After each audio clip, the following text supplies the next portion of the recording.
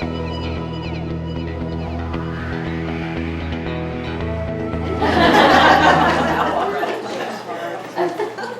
when I first came to my group, I wanted to learn, and I was so excited, I emailed Mike, and ended up by the end of the day on the leadership committee, which I was also excited about that too, because I think this endeavor is just absolutely unbelievable. Meyer Center is at the other end of the spectrum of the Clinton line. We've been around since 1954. Back in the 50s, as most of you all know, I know Barbara Stone and Dr. Meyer must have been kindred spirits because there were no services for children with disabilities. Dr. Meyer and Dr. Stelling established the first orthopedic practice in Greenville, and Dr. Meyer also concurrently worked at Shriners Hospital as the chief surgeon, assistant chief surgeon. He said he would sit and watch the children, and although everybody else cast them aside, he saw that they could learn. He said he would just watch them. They learned differently. They had a disability, although they didn't know that, but they would do things. So he saw the potential. So he heard about a school in Boston that had a school for children with disabilities. So he hopped on a plane and came back and was convinced that Meyer Center could have such a school. So he established it in 1954. His belief was founded that education and therapy provided at the earliest possible age gives children with disabilities the best chance to succeed. Well, today, the Meyer Center's mission, 61 years later, is still based on Dr. Meyer's first premise. We provide high-quality developmental education, therapy, and family support services so children with disabilities will have the opportunity to reach their maximum potential. The way we do this, Meyer Center is an interdisciplinary preschool program. We aren't just a child care with therapy like a kinetics on the side for children to pull from the classroom. Each one of our classrooms, we have 8, have a certified teacher, have to have a certified teacher, and a 3-to-1 teacher-teacher ratio. We have 2 teacher assistants in each classroom. They work on foundations for learning, later learning, and therapists. We have occupational, physical, and speech therapists that work in the classrooms with the teachers. It's an interdisciplinary program. And it's very unique because we're based on an educational model as well as a medical model. If you're in a public school, just because of law, children get therapy and services based on their ability to access their educational environment. At the Meyer Center, our therapists, they look at a child and base what his therapy needs are going to be based on the typical peers that he has. And also, it's just extremely unique because the therapists are in the classrooms working with the teachers. The teachers can have carryover with the therapy sessions, so it's just very unique, and I don't know if there are many places like this. Also, we provide two-way transportation to from school throughout the upstate, and this benefits families who can afford transportation, as well as parents who have to work, and it gives them a way to go to work and helps our community as well. Anne's going to tell you a little bit more about the social work family service for a few minutes. Okay, in 1997, Meyer Center moved from the old Greenville General Hospital to where we are at Stone Plaza today, which is Walker's Plaza. And we moved over there with 30 students. We added a classroom in 2000, and you can see we moved up to 77. 2002, we moved up to 109. 2006, we were 121 when we added our last expansion, when we did finish our class, we added 8 classrooms. We have been able to serve 176 students. So it's like if we build it, they will come. And we have no money right now, so we can't get further. Along with that, a child says it has moved out of the facility, and we had thought at that time we'd be able to move in, but hopefully that will one day. Meyer Center, no child has ever turned away on a family's ability to pay. That gets very difficult sometimes for us. I know you all know, preaching to the choir, saying all of the bills that our parents have in hospitals and the equipment, and that's just not one more worry that they need to have. United Way has been a perpetual supporter of ours since the probably 1960s. We're also a Greenville County charter school. That's federal funding as well as the Medicaid for therapy, Medicaid transportation, and the CACFP and the agency voucher. We do have a little rental income. We have the child savings there. We just get a fraction of that now. Self-supported, Meyer Center has to raise over $1 million a year, which gets a little difficult here with all the different pages But they were to do him that, so, and private tuition is very minimal. Parents' fees are based on their family size, their income. So. Right now, we're going to give you a day in the life of one of our students, Ben, right now. He is an amazing little boy. He thinks he comes to school.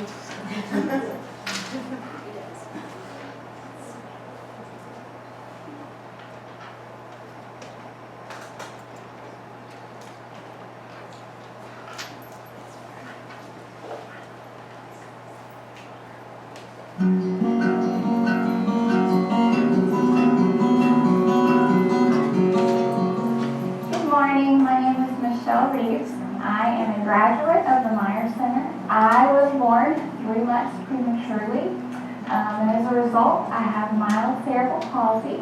I was in the Greenville Hospital NICU for a while, and they're the ones that actually recommended to my parents that they try the Meyer Center. And doctors were really excited because they thought that I would never be able to walk without assistance, and I am able to walk mostly without assistance, and it's a really great feeling of freedom and independence, and I owe all of that to the Meyer Center and the foundation that they set for me. Thank you so much for supporting the Meyer Center. This is a very important year as we are celebrating our 60th year. We're very excited. In August of this year, we welcomed 94 new students, just like myself way back when. Now you're going to get to experience a day in the life of one of our current Meyer Center students, Ben, as you follow him around for a day and his family and get to know them a little bit. Thank you so much for this and enjoy.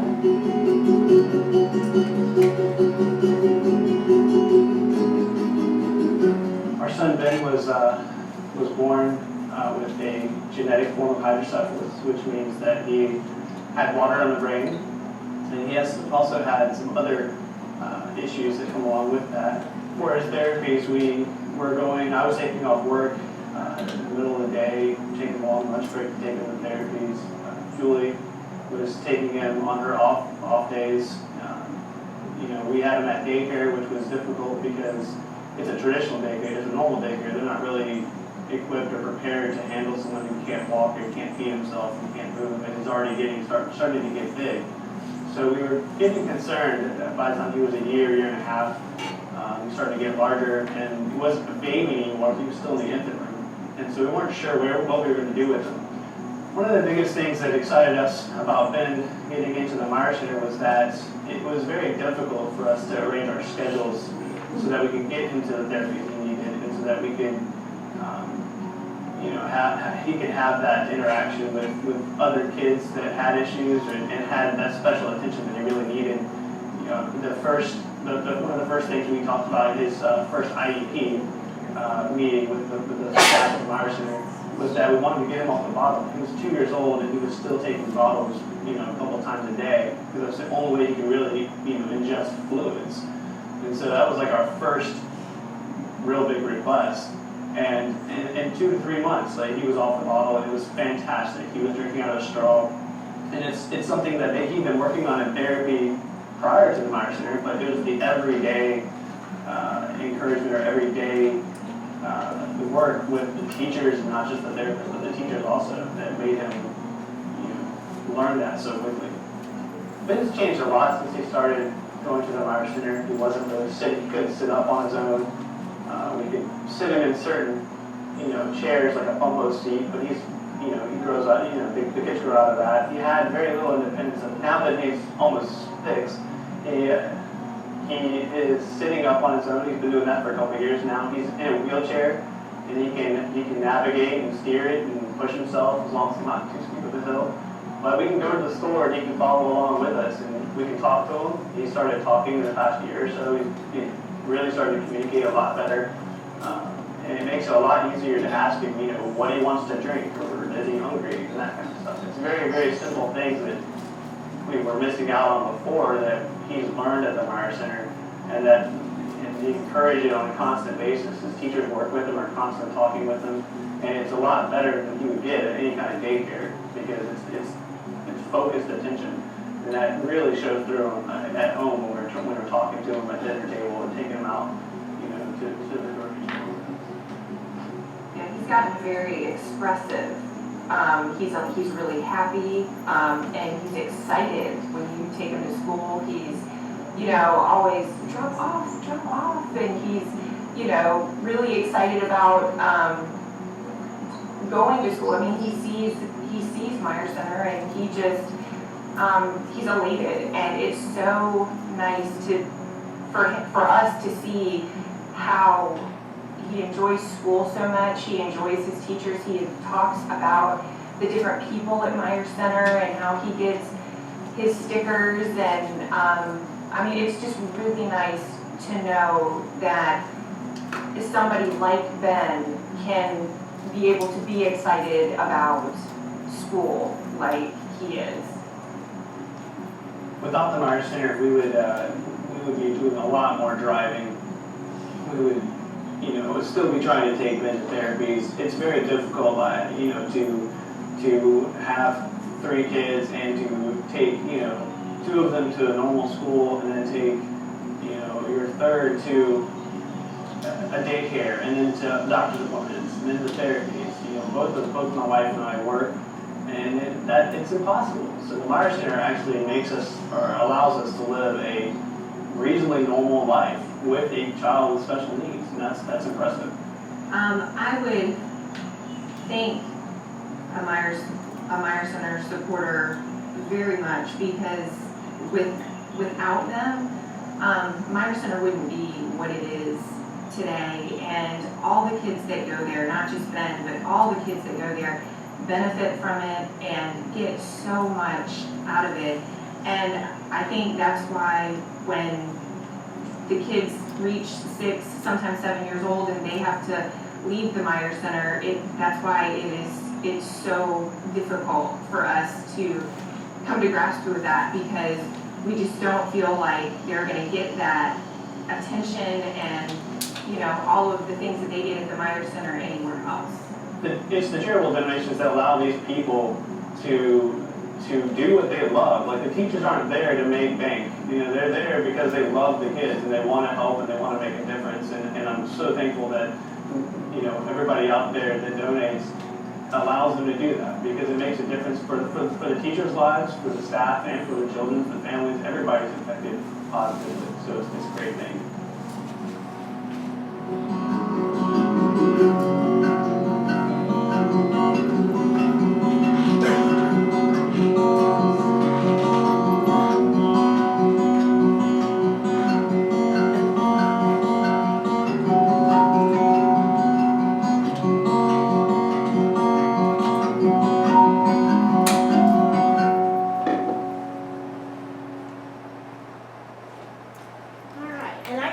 To Ben being quite the character. Sadly, this is his last year with us. He'll be transitioning to Greenwood schools, I believe, at the end of the school year. So some lucky teacher is going to get him next year. But there's a ramp outside my.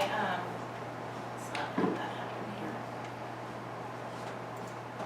There's a ramp outside my office, and when he's working with his therapist, I can hear them coming, and he'll get outside at the top of that ramp, and he'll fly down it right into the women's restroom door. And the first time I heard him, like, oh my gosh, what happened? Somebody's hurt.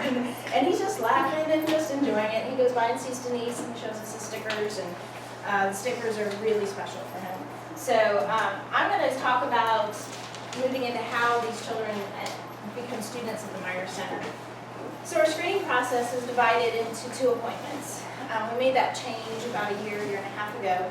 Seems to be working pretty well. So the first appointment is with somebody in the social work department. It's either me or Lynn Thompson, our other social worker. And we get to sit down with the family, we get to get the history, we work through a parent questionnaire, which is a pretty substantial form. It takes about 7 pages long. We get give them general information on the school. We're able to take them on a tour.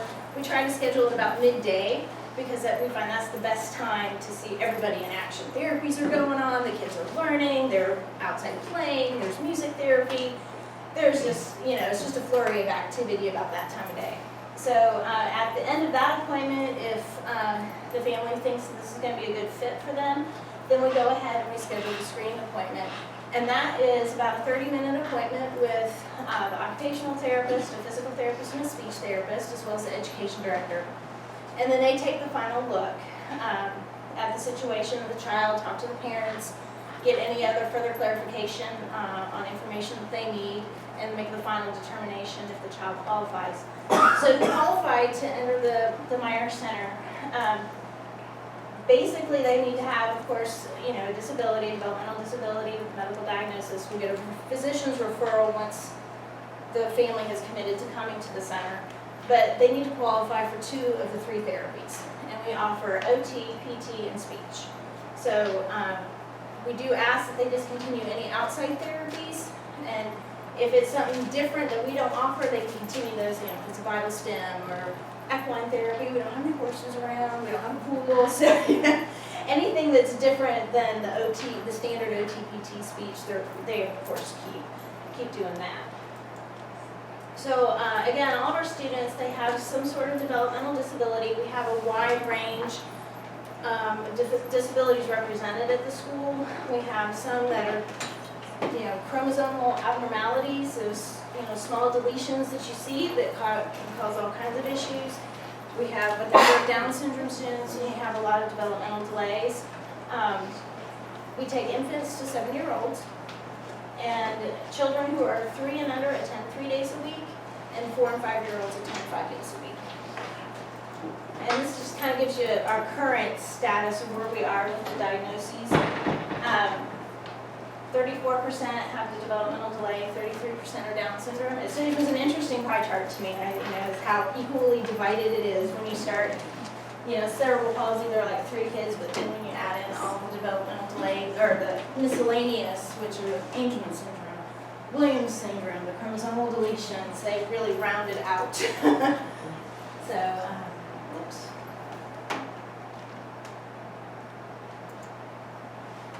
So, and then, the benefits to the community, I'll just go through this real quick because I know we're getting kind of pressed for time, but, we won't turn any children away from paying, for their inability to pay. We try to get services to these children as early as possible because they have the greater likelihood of success and advancement, and hopefully maybe go into the Clubs and Life program someday. How cool is that? So we do have, and then of course, the more that they can advance at the younger age, studies are showing is the more you can put into them at this preschool age, the greater hope there is for success at later stages of life. So, anybody have any questions for us? Hi, Ann. Yeah. I didn't see autism on there. Do you know how many students with autism? We have, I think that they've been falling under that developmental delay category for a long time. So we have some that have that secondary diagnosis of autism. For autism, you just kind of have to take it case by case. If they're on the severe end of the spectrum, we don't have ABA therapy, so it might not be the best place for them as the Meyer Center. But if they're on that milder end and they need those 3 therapies that we offer, then sure, we'd love to have them. And you also have children I know, because we evaluate them with hearing impairment. Yes, we have Hearing hearing impairment as Yep. part of the multi. Yeah, so we run the gamut, it seems, with the different disabilities.